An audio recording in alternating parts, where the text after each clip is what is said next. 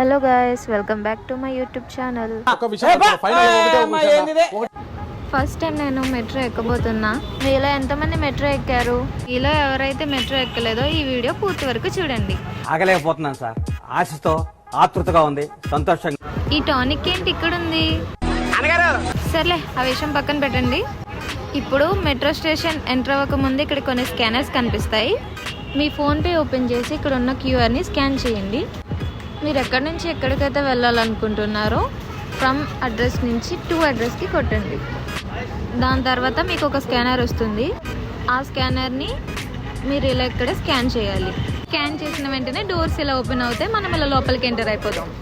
నేనైతే ఇప్పుడు వెళ్దాం అనుకుంది మాదాపూర్ టు పెద్దమ్మ గుడి కాబట్టి నేను నాగోల్ సైడ్ ప్లాట్ఫామ్ ఎక్కాలి. ఎవ్రీ 5 minutesకి ఒక ట్రైన్ ఉంటుంది. సో ఇప్పుడే ఒక ట్రైన్ వెళ్ళింది, ఇప్పుడైతే ఇంకో ట్రైన్ వస్తుంది. ఆ ట్రైన్ మనం ఎక్కుదాం. ఇదిగో మన ట్రైన్ కూడా వచ్చేస్తుంది. నేనైతే మెట్రో ఎక్కేసా. Wow, for the first time నేను మెట్రో ఎక్కాను. ఈ మెట్రో ఫీలింగ్ చాలా బాగుంది. ఏంట్రా బాబు ఈ రష్, వామ్మో ఎంత స్పీడ్ పోతుంది ఈ మెట్రో. నాకు ఎప్పటి నుంచో ఒక డౌట్, ఈ మెట్రో అసలు పైకి ఎలా ఎక్కింది? మీకు ఎవరికైనా తెలిస్తే నాకు కమెంట్ చేయండి. ఓకే, ఇప్పుడు పెద్దమ్మ గుడి అయితే వచ్చేసింది. ఇప్పుడు కిందకి దిగి రిటర్న్ టికెట్ తీసుకుని మళ్ళీ మాదాపూర్కి వెళ్ళిపోదాం.